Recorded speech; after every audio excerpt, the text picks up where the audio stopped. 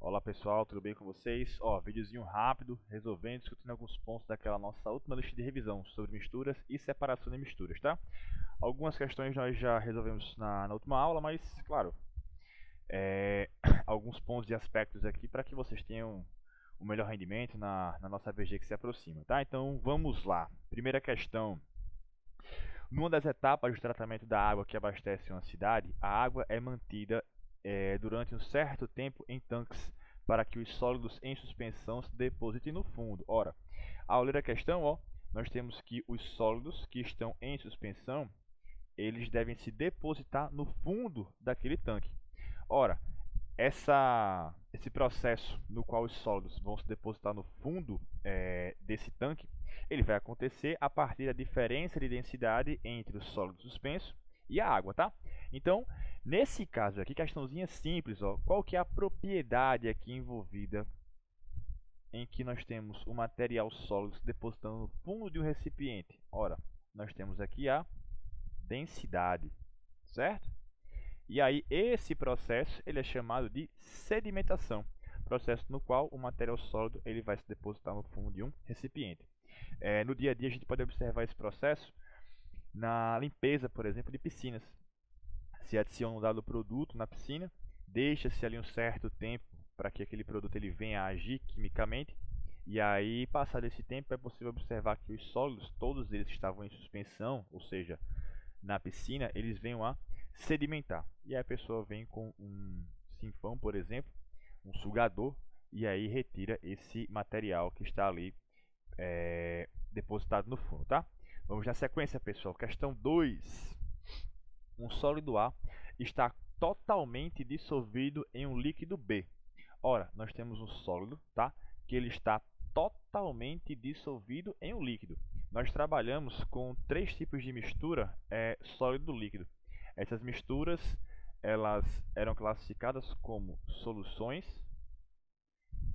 como dispersões, deixa eu corrigir aqui, dispersões, e nós tínhamos as suspensões, tá? A diferença básica aqui era o tamanho de partícula entre os 3 sólidos que aqui estavam presentes, né? Nas soluções o material é muito pequeno e nem com a centrífuga, nem com o microscópio é possível separar e observar aquele soluto. Nas dispersões, inicialmente se imagina aquele material como sendo uma mistura homogênea, mas quando levado ao microscópio ou levado a uma centrífuga, é possível observar os componentes daquela mistura. O exemplo aqui seria o sangue, tá? E nas suspensões, o material grosseiro, água e areia, por exemplo, no qual por diferença de densidade é possível separar os componentes, tá? Lembrando que diferença de densidade serve para separar tanto os componentes de uma dispersão como de uma suspensão.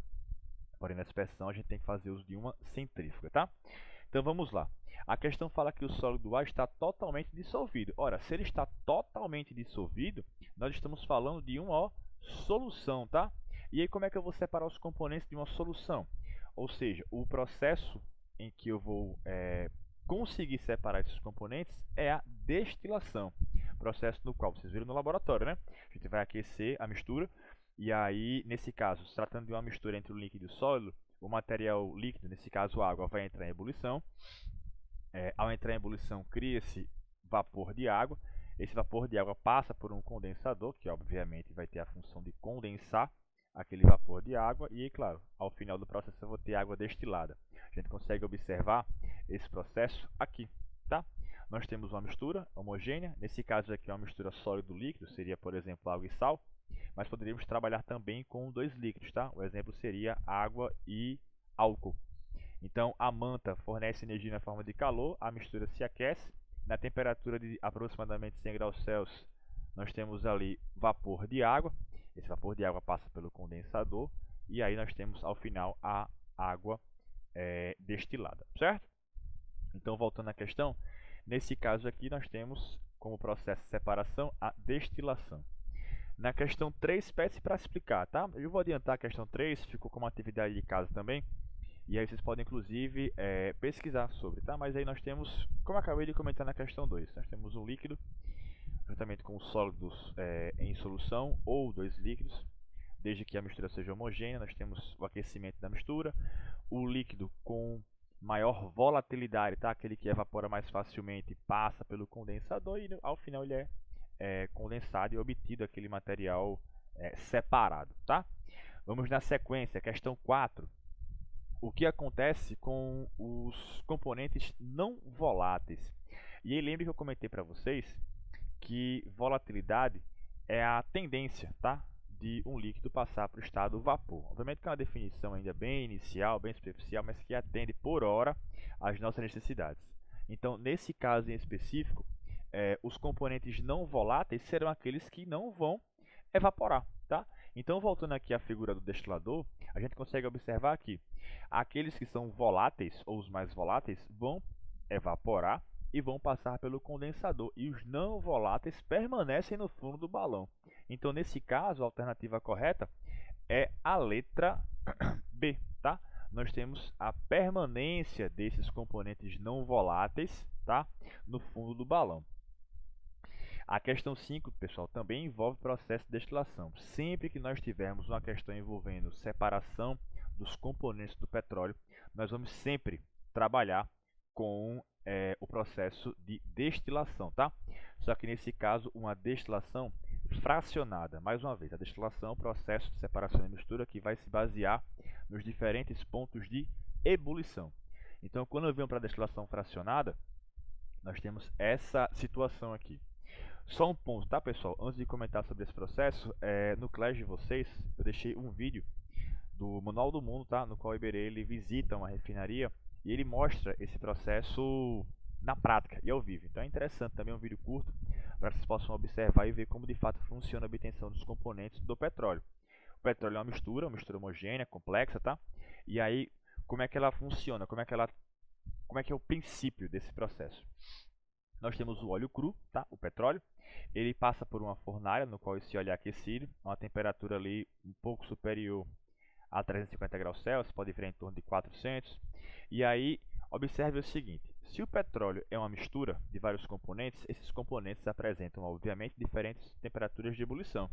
Então, aqueles componentes que têm uma temperatura de ebulição muito alta, superior, por exemplo, a 350 graus Celsius, eles vão estar onde? No final, no fundo da torre de fracionamento, tá? A torre de destilação. Os componentes que têm temperatura de ebulição menor que 350 vão estar de fato no estado vapor, tá? E começam a subir a torre. De modo que os componentes com maior temperatura de ebulição vão sendo recolhidos. Eles vão subindo e aí vão sendo recolhidos. De modo que cada fração dessa, cada corte, a gasolina, a nafta, as parafinas, o diesel, o óleo combustível e o óleo lubrificante têm diferentes pontos de ebulição.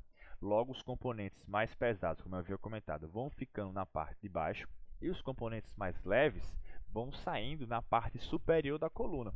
Por que isso acontece? Porque a coluna ela apresenta diferentes variações de temperatura. Nessa parte inferior, nós temos uma temperatura muito maior. Então, os componentes mais pesados, que têm maior temperatura de ebulição, vão sendo recolhidos aqui embaixo, tá?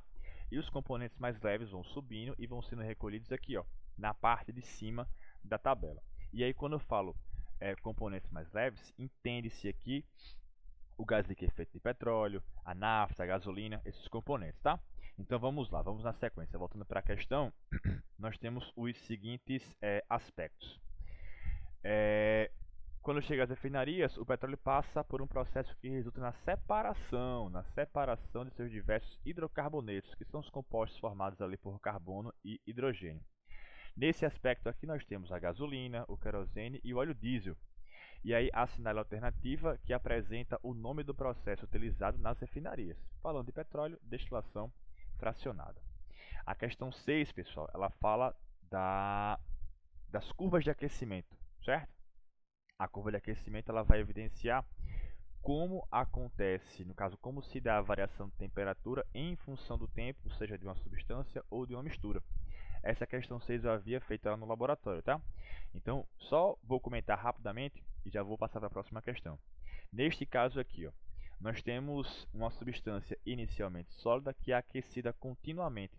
Então, a temperatura ela começa a subir, tá? E se a substância ela se encontra no estado sólido, a gente vai concordar que antes dessa temperatura aqui nós temos apenas o quê? o sólido, tá? Quando nós chegamos em uma temperatura um pouco superior a 50 graus Celsius, nós temos aqui a temperatura de fusão. Ora, lembrando que nós temos sólido, nós temos o líquido, nós temos o gasoso. Do sólido para o líquido, nós temos a fusão. Do líquido para o gasoso, nós temos a vaporização. E, claro, quando isso acontece em uma temperatura na qual o líquido começa a borbulhar, nós temos a ebulição, tá? Então, essa primeira observação aqui feita no gráfico, no qual a temperatura permanece constante, se refere à temperatura de fusão. E aqui nós temos um equilíbrio entre o sólido e o líquido. Na medida que o sólido começa a fundir, começa a se tornar líquido, nós temos uma manutenção na temperatura. Quando todo o sólido se fundir, nós temos novamente um contínuo aquecimento, essa região toda do gráfico, tá? Ora, nessa região do gráfico nós temos apenas o quê? Apenas líquido, tá? Esse líquido vai sendo aquecido até chegar aqui em cima, ó. Mais uma vez, a temperatura se mantém constante em função do tempo. Ora, chegamos na temperatura, ó, de ebulição, tá? Temperatura de ebulição. E nessa região aqui, na qual a temperatura permanece constante, nós temos um equilíbrio, mais uma vez agora, entre o líquido e o gasoso, tá? Então é importante você observar e pontuar esses aspectos. Outro ponto importante é, como a temperatura permanece constante aqui, ó, como a temperatura ela permanece constante, a gente pode afirmar que nesta etapa aqui está acontecendo uma mudança de fase, certo? Mais uma vez, aqui nós temos a fusão desse material sólido. E nessa região em que a temperatura, mais uma vez, permanece constante, nós temos um equilíbrio, tá? Então vamos na sequência. A questão 7, eu não havia feito essa questão 7 em sala de aula. Observe, sob o calor de uma fonte térmica de fluxo constante, tá? Estou aquecendo a amostra, uma substância foi aquecida, conforme demonstra o gráfico da temperatura em função do tempo. Então vamos lá, nós temos uma substância que é aquecida. É possível observar que existem duas regiões nas quais a temperatura permanece constante, que é a região 2 e a região 4. Ora, se eu consigo observar duas variações de mudança de estado físico, é porque nós temos na região 1, essa região de contínuo aquecimento, tá? Nós temos aqui, ó, a espécie sólida. Na região 2, nós temos a região sólida mais líquida. Na região 3, nós temos a região líquida, tá? Na região 4, nós temos o equilíbrio entre o líquido e o gasoso. E na região 5, nós temos apenas o gás. Tá? Então, essa é a observação que deve ser feita com relação aos diagramas, no caso, as curvas de aquecimento. E aí, vamos lá. O estágio de aquecimento indicado por 3 corresponde a... Ora, em 3, nós temos apenas a parte líquida. Tá? Observe que as mudanças de estado físico acontecem quando nós temos essa região constante aqui, ó. Essa região constante. Então, aqui é mudança de estado físico. A região 3 é uma região entre a fusão e a ebulição. Ora, a região na qual tem a substância no estado líquido. Então, nesse caso aqui, nós temos o aquecimento da substância. O aquecimento da substância em seu estado o quê? Líquido, certo? Vamos para a próxima questão, questão 8. Questão que nós havíamos discutido em sala de aula, tá, gente? Eu só vou comentar rapidamente aqui sobre o gráfico 2 e o gráfico 3. A diferença básica entre os dois gráficos é que, para o gráfico em azul, nós temos duas regiões nas quais a temperatura permanece constante, tá? Ora, se a temperatura permanece constante, nós estamos observando uma mudança de estado físico de uma substância. Por que de uma substância e não de uma mistura? Porque nós temos sempre, para as substâncias, tá? Nós temos propriedades bem definidas, tá? Ou seja, temperatura de fusão, temperatura de ebulição, solubilidade, tá? Nós temos propriedades, nesse caso aqui, as temperaturas de fusão e ebulição, bem definidas. Diferentemente do gráfico 2, perdão, do gráfico 3, tá? O gráfico 3, ó, nós temos duas regiões onde há uma variação de temperatura. Opa! Ocorre sim mudança de estado físico, tá? Só que perceba que essa mudança não acompanha a temperatura constante. Então a gente pode afirmar com certeza que o gráfico 3 trata-se de uma mistura, tá? Que é justamente o item E. a amostra 3 não constitui uma substância pura por não manter as temperaturas de fusão e ebulição constantes. Professor, mas e o gráfico 1? Não tem nenhuma região onde eu tenha temperaturas constantes, ou mesmo assim variando um pouco para dizer que é uma mistura? Não tenho nada, tem só uma linha reta. E o que é isso? Ora, se eu tenho apenas uma linha reta, é porque a temperatura em questão não alcançou a temperatura de fusão. Então, esse material ainda está sendo o quê? Aquecido, tá? Ele não chegou à temperatura de fusão. Tranquilo? Vamos para a questão 9. Questão 9 e questão 10 são bem interessantes. A questão 9 fala assim, ó, o rótulo de uma garrafa de água mineral está reproduzido a seguir. Então, observem que essa água ela apresenta uma composição química, tá?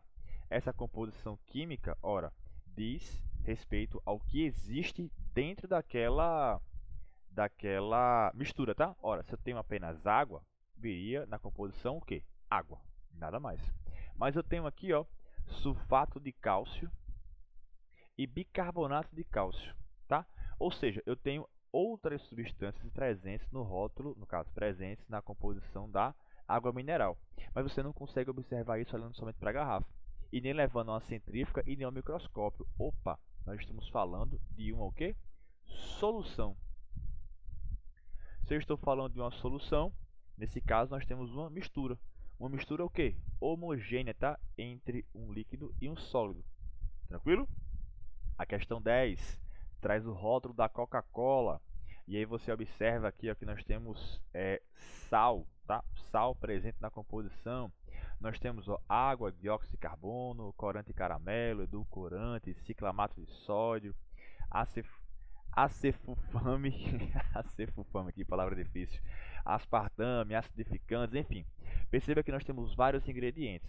A pergunta é, uma garrafa de Coca-Cola fechada, botar aqui ó, garrafa de Coca-Cola fechada. Você consegue observar aqui alguma outra coisa além desse líquido preto? Não. Se eu levar o microscópio, a gente não consegue diferenciar, observar absolutamente nada. Professor, e numa centrífuga? Também não. Por quê? Porque a Coca-Cola ela se trata de uma mistura homogênea. Detalhe, Coca-Cola fechada, tá? Nós temos uma mistura homogênea. E se nós abrirmos a Coca-Cola, você vai observar, deixa eu ver se tem alguma imagem que dê para observar isso. Nós temos alguns gases ali presentes. Assim, todo mundo já tomou Coca-Cola, né? Então, quando você abre a Coca-Cola, você consegue observar a formação de bolhas que estão presentes dentro do líquido. Porém, quando fechada, você não consegue observar. Ora, fechada, nós temos uma solução. Mas quando aberta, nós temos uma mistura heterogênea entre um líquido e um gás que estava dissolvido, certo? Nesse caso aqui, a questão traz, ó, nós temos o refrigerante que se encontra engarrafado sem ter sido o quê? Aberto. Ora, se ele não foi aberto, nós temos o quê? Uma mistura homogênea, certo? Tranquilo aí? Vamos na sequência, a questão 11. Em um mesmo recipiente, foram colocados óleo, gelo e água, que se mantém em equilíbrio conforme a figura. Com relação a esse sistema, nós temos aqui uma mistura heterogênea, óbvio, mas nós temos três fases. Nós temos a água, nós temos o gelo e nós temos o quê? O óleo. Nós temos três fases. Vou botar aqui, ó, três fases, tá? Mas nós temos quantos componentes? Água e gelo representam a mesma substância, porém a mesma substância em diferentes estados físicos, tá? Então nós temos aqui dois componentes. Quem são os componentes? Ora, os componentes são o óleo e a água. Ah, professor, mas a água se encontra no estado líquido e estado sólido, mas não interessa. Isso não importa, porque quando eu falo de componente, eu falo das substâncias presentes. A água, seja ela líquida ou seja ela sólida, representa, no caso, ela será a mesma substância, ou seja, será H2O, certo? Então nós temos ó, duas substâncias equilibradas em três fases, certo? Vamos na sequência, questão 12. Durante o tratamento de água realizado em um ETA, ETA, para quem não sabe ou não se lembra, é uma estação de tratamento de água. A questão fala assim, ó, as etapas de coagulação e floculação fazem com que as impurezas presentes na água sejam agrupadas pela ação de um coagulante, ou seja, aglomeradas, em partículas maiores, para que assim possam ser removidas pelo processo de decantação, tá? Decantação. Ora, a gente pode até parar de ler a questão aqui e observar. Ora, se é decantação, nós estamos falando de que propriedade da matéria? Exatamente, densidade, tá? O comando da questão fala assim, ó, dentre as propriedades específicas da matéria, tá? Propriedades específicas da matéria, qual das opções apresentadas abaixo corresponde corretamente àquela envolvida no processo de floculação na etapa do tratamento de água em um ETA? Ora, só pode ser o quê? Densidade, tá? O processo todo envolvido, ele trabalha em cima da densidade, certo? Vamos na sequência, questão 13. A questão 13 ela parece ser bem extensa, mas é uma questão bastante simples e fácil de você identificar, tá? Só relembrando, eu comentei sobre centrifugação, em especial para separar os componentes de uma mistura entre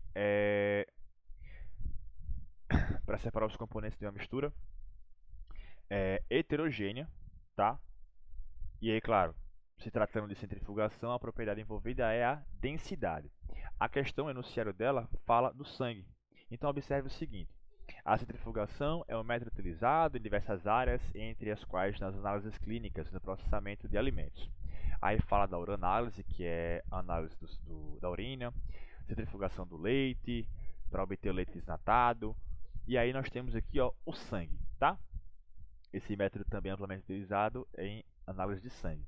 Sabe-se que o sangue é uma mistura coloidal, ou seja, uma mistura que apresenta aspecto de solução.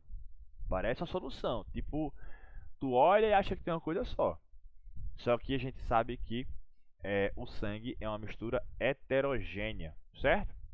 E aí o sangue é coletado, é colocado no tubo de ensaio, e nós temos é levado a uma centrífuga. E claro, o processo vai realizar aquele movimento rotativo, para que daí você venha separar esses componentes. Deixa eu ver se eu consigo trazer aqui uma imagem. Centrifugação do sangue, densidade das partes. Porque assim, a diferença de densidade, ela é bem sutil, tá? Talvez aqui eu não consiga observar. Deixa eu ver aqui. Não vou conseguir trazer essa imagem agora.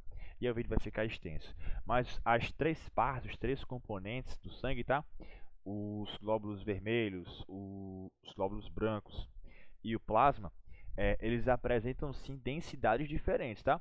Então é essa diferença de densidade que possibilita a separação mediante a centrifugação. E aí, claro, é só buscar a alternativa que traz a centrifugação associada à mistura heterogênea, tá? E claro, diferença de densidade, que é exatamente a letra A. Não vou ler as demais questões, porque a primeira já comenta assim, ó.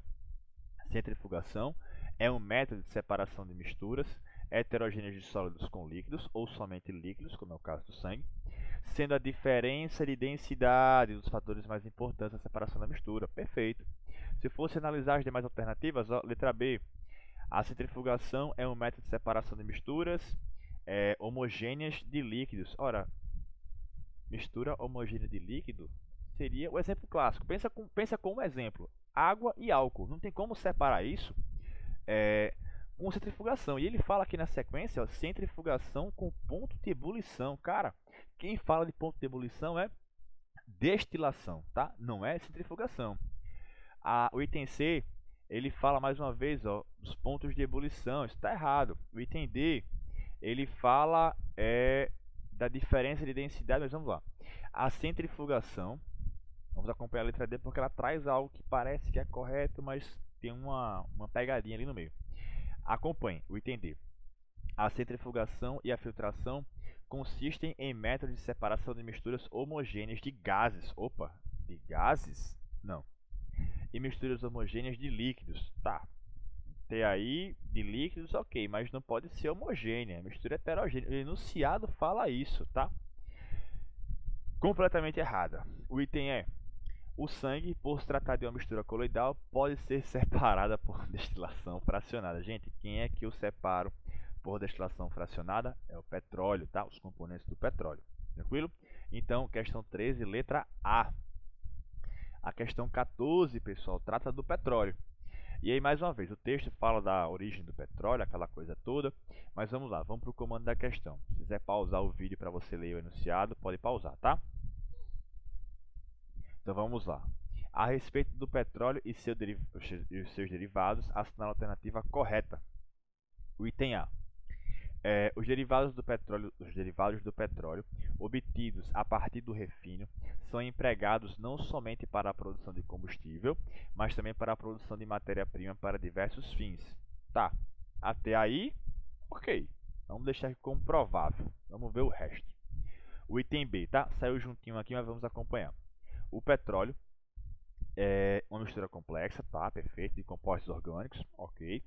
Principalmente hidrocarbonetos, ok. No caso, só relembrando, tá? Hidrocarbonetos, compostos formados por carbono e hidrogênio, os quais são separados em frações menos complexas, por meio da filtração. Não, filtração eu vou utilizar para separar componentes de uma mistura heterogênea, líquido, sólido, água e areia, por exemplo, tá? Então, petróleo e filtração simples, esqueça, tá, pessoal? Tá errado isso. Na sequência, item C, as jazidas de petróleo, ou seja, as reservas de petróleo, tá? Ao redor do mundo apresentam composições químicas semelhantes, não havendo grandes diferenças. Só um adendo aqui, tá, pessoal? O petróleo, a depender da sua origem, ele vai apresentar diferentes composições, tá? Então, o petróleo, por exemplo, que é extraído no pré-sal, ele tem uma característica. O petróleo da Venezuela, que é um dos maiores, um país que tem as maiores reservas de petróleo do mundo, também apresenta uma composição diferente. O petróleo de xisto retirado nos Estados Unidos tem outra composição. O petróleo retirado no continente africano tem outra composição. O petróleo retirado na Arábia, tá? Tem outra composição, tá? Então nós temos para cada origem, obviamente, nós temos hidrocarbonetos, compostos formados por carbono e hidrogênio, mas alguns têm um teor maior de componentes mais leves, outros mais pesados, tá? Então, item C está errado. O item D, o refino do petróleo se baseia na separação dos hidrocarbonetos por diferença de densidade. Gente, diferença de densidade, tu vai usar o funil de decantação para separar por decantação. Tu vai utilizar centrifugação, tá? Mas petróleo não. Petróleo é destilação fracionada. E o item E, o petróleo se configura como uma mistura heterogênea, não é, é homogênea, e a separação de seus componentes dá a partir do processo de destilação simples. Errado, tá? Mistura homogênea e destilação fracionada, certo? Então, nessa questão 14, nós temos o item A, tá? Na sequência, a questão, vou só marcar para vocês aqui, a questão 15. Observe a leitura. O Rio Grande do Norte é o maior produtor de petróleo do Brasil em terra. O petróleo, essa questão era um pouco antiga, não sei se esse dado de fato confere, mas até então era o RN era o maior produtor. Mas vamos lá. É o maior produtor de petróleo do Brasil em terra. O petróleo bruto é processado nas refinarias para separar seus componentes por destilação fracionada. Vou colocar aqui, ó, por destilação. Cadê? Petróleo bruto processado. E a separação acontece por destilação fracionada. A questão já fornece bastante informação. Ó. Esse processo é baseado nas diferenças das temperaturas de ebulição das substâncias relativamente próximas. Tá? Então nós temos frações, um grupo de substâncias com características bem parecidas. A figura abaixo representa o esquema de uma torre de destilação fracionada para o refinamento do petróleo bruto. Nela, os números de 1 a 4 indicam as seções nas quais as frações do destilado são obtidas. Na tabela ao lado da figura são apresentadas as características de algumas das frações obtidas na destilação do petróleo. Então nós temos aqui o petróleo armazenado, passa por uma fornalha e aí ele entra na parte inferior da torre de destilação. Essa parte, mais uma vez, essa parte inferior, temperatura maior, eu vou separar os componentes mais pesados com maior temperatura de ebulição. Lá em cima eu tenho a menor temperatura e lá em cima, obviamente, chegarão os produtos com menor temperatura de ebulição, os mais leves, tá? E a tabela aqui é a seguinte. nós temos 4 frações: gasolina, querosene, óleo combustível e óleo lubrificante. A tabela traz aqui, ó, número de átomos de carbono na molécula. Professor, qual que é a relevância disso? Para mostrar que a gasolina, ela compreende um grupo de substâncias que tem entre 5 e 10 carbonos. Não é só uma molécula que representa a gasolina, mas um grupo de moléculas que tem entre 5 e 10 carbonos, tá? Uma fração. E aí, vamos lá, o que interessa. Nós temos as frações e as temperaturas de ebulição. E aí, pessoal, aqui na parte inferior, nós teremos a substância com maior temperatura de ebulição. Nesse caso aqui, ó, o óleo lubrificante, tá? Na sequência, nós temos o óleo, o que? Combustível. Na sequência, nós temos o querosene, tá? O que é AV, o querosene de aviação. E aqui em cima nós temos a gasolina, certo? A questão pede o seguinte, ó, para análise da qualidade da destilação, um técnico deve coletar uma amostra de querosene na torre de destilação, tá? Aonde é que ele vai coletar esse querosene? Ora, eu acabei de pôr aqui para vocês, ó, me baseando nas diferentes temperaturas de ebulição, nós temos o querosene saindo em 3, na seção 3, tá? Tranquilo? Vamos na sequência, questão 16. Eu creio que essa seja... tá acabando, hein? Questão 16.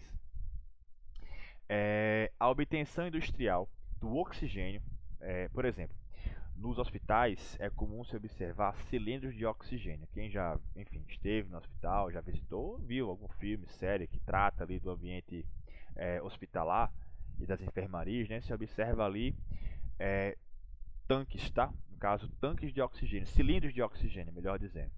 Como é que esse oxigênio ele é obtido? De forma muito similar à destilação. Porém, ao invés de aquecer, nós vamos resfriar uma amostra de ar, por exemplo. A gente tem que observar o seguinte, deixa eu trazer aqui o quadro, tá? Nós temos que observar o seguinte, que o ar, por exemplo, o ar constitui uma mistura, tá?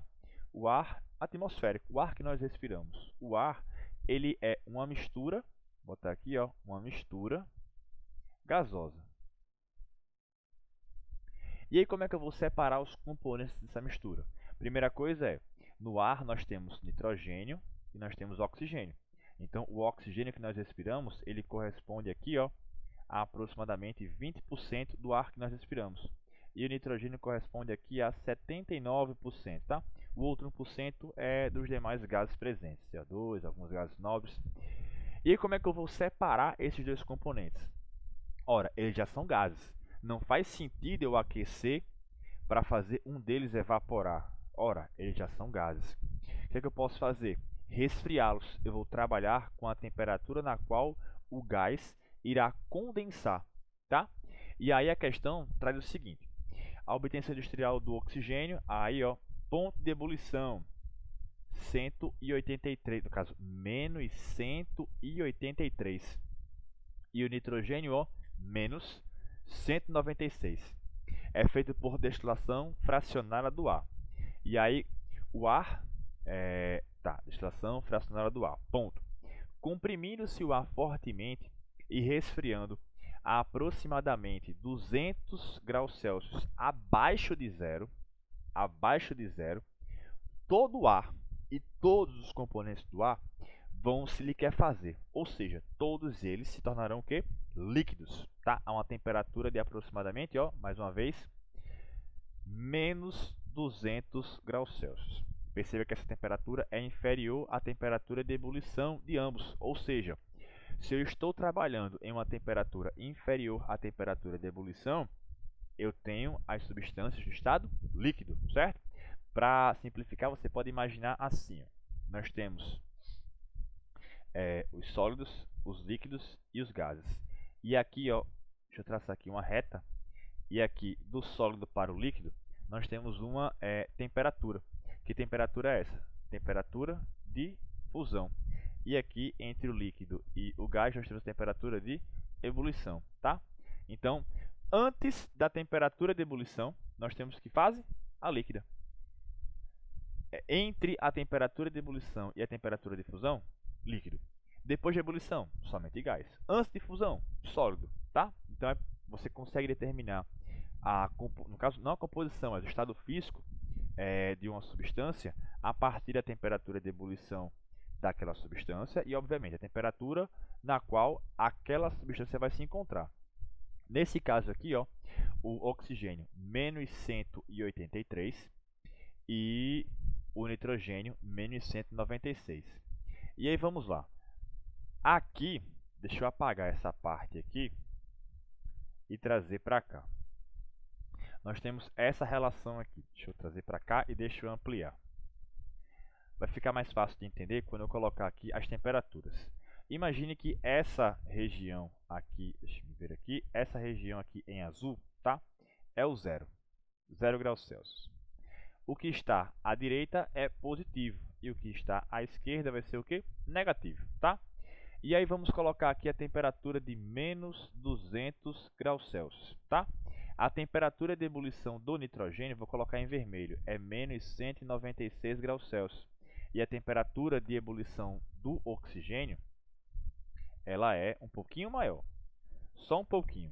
Mas quanto pouquinho? Menos 183 graus Celsius.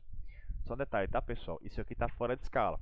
Mas a ideia é observar o seguinte. Eu tenho aqui, ó, menos 200 graus Celsius, que é a temperatura na qual todo o ar foi comprimido e tornado líquido. E aí começa a destilação. Aí aqui, ora, como eu tenho dois líquidos, eu começo a aquecer esses dois líquidos, que inicialmente se encontram a uma temperatura de menos 200 graus Celsius. Quando eu venho para cá, deixa eu minimizar isso aqui para que vocês acompanhem tanto a questão como o quadro. Quando eu venho para cá, a questão pergunta o seguinte: com base nos dados, e aqui os dados foram dispostos nessa reta, tá? Podemos afirmar que, então observe o seguinte, no item A, o gás que primeiro é obtido é o oxigênio, cuja temperatura de ebulição é menos 183. Pessoal, nós temos o ar, ele foi resfriado e está a uma temperatura de menos 200 graus Celsius. Quando eu começar a aquecer isso aqui, a primeira temperatura que eu vou encontrar é a temperatura de ebulição de quem? Opa, aqui, ó, do nitrogênio. Então, o primeiro gás que é, no caso, o primeiro gás que é obtido é quem? O nitrogênio. Lembrando, pessoal, tudo isso foi comprimido e tornado líquido. Começo a aquecer esse líquido que se encontra a menos 200 graus Celsius e o primeiro gás que é obtido, ó, é o nitrogênio, certo? E aí nós temos que observar o seguinte: qual alternativa traz uma relação em que o nitrogênio é o primeiro a ser obtido? O item A fala que é o oxigênio. Está errado. Ele fala aqui, ó, o gás que primeiro é obtido é o oxigênio. Errado. O item B, o gás que primeiro é obtido é o nitrogênio, tá? Cuja temperatura de ebulição é menos 196, certo? E a seguir vem o oxigênio com temperatura de ebulição. Perfeito. Perceba que a letra B é a alternativa correta. O item C, olhe só as nuances das afirmativas. O item C saiu juntinho aqui, mas dá para diferenciar, tá? O gás que primeiro é obtido é o nitrogênio, ok. Cujo ponto de ebulição é 196. Opa, opa, opa, a temperatura de ebulição é menos 196. E não 196 positivo, tá? Então a letra C está o quê? Errada. Aí o item D traz ainda o oxigênio e o item E fala que os dois gases são obtidos a temperatura de aproximadamente 190. Cara, isso aqui está completamente errado, tá? É porque a temperatura é abaixo de zero. Tranquilo, pessoal? Então, observe essa relação. Você pode traçar, como eu havia colocado antes, o seguinte paralelo. Você põe o sólido, você põe o líquido e você põe, deixa eu apagar isso aqui, o sólido, o líquido e aqui o gasoso. Aí você tem entre eles aqui, ó, a temperatura de fusão e a temperatura de ebulição. Entre fusão e ebulição, nós temos o quê? Olha aqui, ó, nós temos o líquido, tá? Acima da temperatura de ebulição, ora, o gás. E antes da temperatura de fusão, ora, o sólido, certo? Ah, professor, eu estou a uma temperatura de menos 200 graus Celsius e eu tenho um líquido que entra em ebulição a menos 196 e o outro a menos 183. Ora, vem para a retinha, ó. Se eu começo aqui e vou aumentando a temperatura, a primeira temperatura de ebulição que eu encontro é de quem? Nitrogênio. Ora, é o nitrogênio que vai entrar em ebulição inicialmente e na sequência o oxigênio. Belezinha, pessoal? A questão 17, eu havia feito sala de aula, eu vou adiantar ela, tá? Só relembrando que, mais uma vez, nós temos na parte de baixo da torre os componentes mais pesados, com maior temperatura de ebulição, e na parte de cima aqueles com menor temperatura de ebulição. Só um ponto nessa questão aqui, ó. Ela fala da ordem crescente, tá? Então é do menor para o maior. Então lá em cima eu tenho que analisar quem que é 1, quem que é 2, quem que é 3 e quem que é 4, tá? Então nós temos aqui, ó. Deixa me ver aqui, deixa me ver. Nós temos 2, 3 e 4, os produtos, a torre, tá? Tá faltando aqui o comando da questão, correto? Ah, não, perdão, está aqui em cima. Eu quis antecipar, mas o comando da questão está aqui. Os produtos recolhidos em 1, 2, 3 e 4. Ora, o produto 1 está lá embaixo da torre, ou seja, vai ser o mais pesado. Qual desses aqui tem maior temperatura de ebulição? Ora, é o asfalto. Então, eu tiro essa e tiro essa. Aqui em cima, quem vai sair? O mais leve. Ou seja, aquele que tem menor temperatura de ebulição. Se eu tenho aqui a ordem crescente, é do menor para o maior. Logo, o gás de cozinha é aquele que tem menor temperatura de ebulição. Então, observe aqui, ó, o item A traz gás de cozinha e o item C traz álcool. Cara, o álcool não é obtido a partir do petróleo. Então, nós temos o asfalto, o óleo diesel, a gasolina e o gás de cozinha sendo retirados, respectivamente, em 1, 2, 3 e 4. Certo? Para finalizar, pessoal, duas questões que envolvem a obtenção de ouro, tá? Mediante o processo de dissolução, tá? Do ouro em mercúrio. Eu havia colocado um vídeo no Clash de vocês, deixa eu ver se eu consigo abrir o Clash de vocês aqui, que tratava, esse aqui não é o Clash de vocês, tá? É da minha turma do São José, mas aí nós temos o mesmo material, tá? O mesmo vídeo aqui a ser apresentado. Tá aqui o vídeo. Eu havia comentado com uma das turmas, mas não havia comentado com a outra. Deixa eu copiar aqui o endereço e abrir aqui no YouTube. Terra is the IT. O processo de dissolução do mercúrio, tá? Só passar aqui o anúncio. E é um processo bastante interessante. Tá lá disponível no Clash de vocês. O vídeo está em inglês, mas está legendado em português. Nós temos uma folha de ouro, tá? E aí no vídeo mostra-se a capacidade do mercúrio, lembrando que o mercúrio é um metal líquido, tá? Que vai dissolver esse ouro. Então eu vou acelerar aqui um pouquinho o vídeo para que vocês possam observar esse processo. Ele vai pingando gotas de mercúrio, tá? Na folha de ouro, e a folha de ouro começa a se mexer. Mas esse, entre aspas, se mexer somente acontece porque as gotinhas de mercúrio são capazes de dissolver, tá? De dissolver, solubilizar esse ouro. Perceba que toda a folhinha virou uma liga metálica, tá? Nós temos aqui uma amálgama, tá? Uma amálgama é uma liga metálica. Nesse caso, uma liga metálica é formada, ó, entre mercúrio e ouro. Olha o mercúrio dissolvendo o ouro, tá? Que interessante. E aí vai se adicionando mais mercúrio e mais ouro. E você observa, ó, que todo o ouro vai sendo dissolvido, ó, no mercúrio. E nós temos mais uma vez a formação da amálgama, tá? E aí, ó, observe o seguinte, nós temos uma mistura, tá, de mercúrio e ouro, tá? E aí o ouro está aí presente. Como é que eu posso retirar esse ouro daí? Imagine um garimpo, por exemplo, em que você tenha minerais que contêm ouro. Então no garimpo muitas vezes não há aquele cuidado, o garimpo ilegal especialmente, não há aquele cuidado em fazer o manejo do mercúrio, porque o mercúrio ele é um metal altamente tóxico, tá? Tóxico, carcinogênico, ou seja, associado ao câncer, desenvolvimento do câncer. E tem um ponto, o mercúrio ele é um metal bioacumulativo, tá? Então ele vai se acumulando na cadeia alimentar, de modo que quando absorvido pelo ambiente, os animais que compartilham daquele espaço, tá? eles vão absorvendo esse mercúrio. Então, peixes, por exemplo, vão absorvendo esse mercúrio e um pescador, por exemplo, que venha recolher esse peixe, esse peixe estará contido com mercúrio, tá? E aí, aqui ele faz um processo de dissolução utilizando ácido, mas o ponto-chave é esse aqui, ó. No garimpo legal, muitas vezes aquela amálgama, ela é... Obviamente que o garimpeiro ele quer extrair o ouro. E aí nós temos aquela liga metálica entre ouro e mercúrio.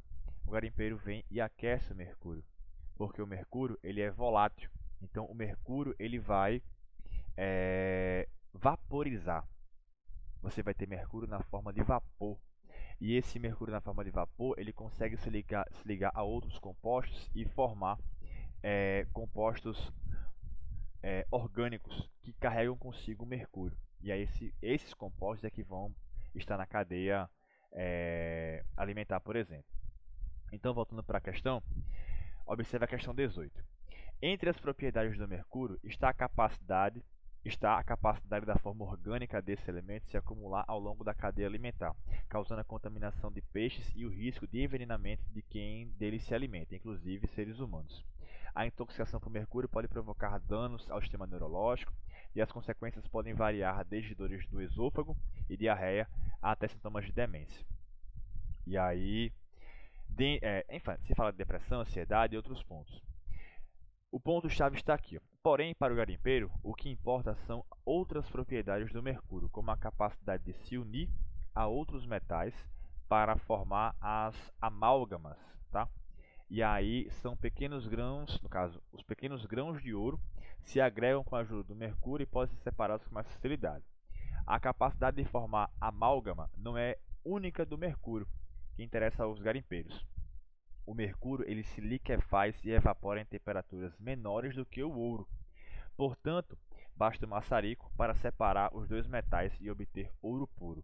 Vale salientar que o uso do mercúrio contamina os solos, as águas, o ar atmosférico e os próprios garimpeiros. A separação do ouro é feita sob aquecimento e é possível somente, no caso, isso só é possível porque, ora, quem evapora com mais facilidade vai ser mais o que? Volátil, tá? Então a gente pode dizer que, além do mercúrio ser mais volátil, que ele tem temperatura de ebulição, tá? Menor. E aí vamos lá, a separação do ouro é feita sob aquecimento. Item A, o ouro é mais volátil? Não. O ouro é mais denso que o mercúrio? Essa afirmativa não faz sentido quando você analisa a separação, tá? E outro ponto, o mercúrio é mais denso que o ouro. O ponto de ebulição do mercúrio é maior que o do ouro? Não, contrário. O mercúrio funde-se a uma temperatura menor que a do ouro? A questão não é essa. O ponto-chave é esse aqui, ó, porque o ouro ele se dissolve aonde? No mercúrio. Ou seja, eu somente consigo separar o mercúrio do ouro porque o ouro está dissolvido no mercúrio, tá? Então nós temos aqui, ó, a letra E. E na questão 19, uma questão muito parecida. Falando do garimpo do ouro, e aí uma das formas de separar o ouro dos outros materiais é por meio de batéias. Uma espécie de bacia em que a água corrente é passada para remover a areia, deixando o ouro que é mais denso no fundo. Outro método para separar o ouro consiste em adicionar mercúrio à areia. O ouro dissolve-se no mercúrio, mas a areia não. Então tu vai ter a formação daquela amálgama, tá? A solução pode ser facilmente separada da areia e recolhida. Para separar o mercúrio do ouro, a solução é aquecida em um recipiente. O mercúrio volatiliza, seu vapor é resfriado. O mercúrio, observe só a sequência de informações. O mercúrio volatiliza e seu vapor é resfriado até voltar ao estado líquido. Ora, que processo de separação é esse no qual eu aqueço uma amostra, alguém passa para o estado vapor, depois é condensado? Destilação, eu ia falar ebulição. Destilação, obviamente que envolve a temperatura de ebulição, mas o processo é a destilação. E aí, ó, é correto afirmar que a mistura ouro-areia, mas ele não está falando de ouro e areia. Ele está falando de ouro e mercúrio. A mistura ouro e mercúrio é heterogênea e pode ser separada por destilação. Tá, vamos deixar aqui stand-by, tá? Vamos ver o resto. A adição de mercúrio à mistura ouro-areia promove a dissolução da areia. Não, promove a dissolução do ouro. O item D, a mistura de mercúrio, ouro e areia tem 3 fases. Não, tem 2 fases, porque o ouro está dissolvido no mercúrio. Então nós temos a amálgama, que é uma fase, e a areia é outra fase. Os componentes da mistura ouro-mercúrio podem ser separados por centrifugação. Não, não podem. Eu tenho que aquecer aquilo ali, tá? Então nesse caso aqui, ó, a mistura ouro-mercúrio pode ser separada, ela é heterogênea, e nesse caso em específico, tá? Ela vai ser separada por destilação, tá?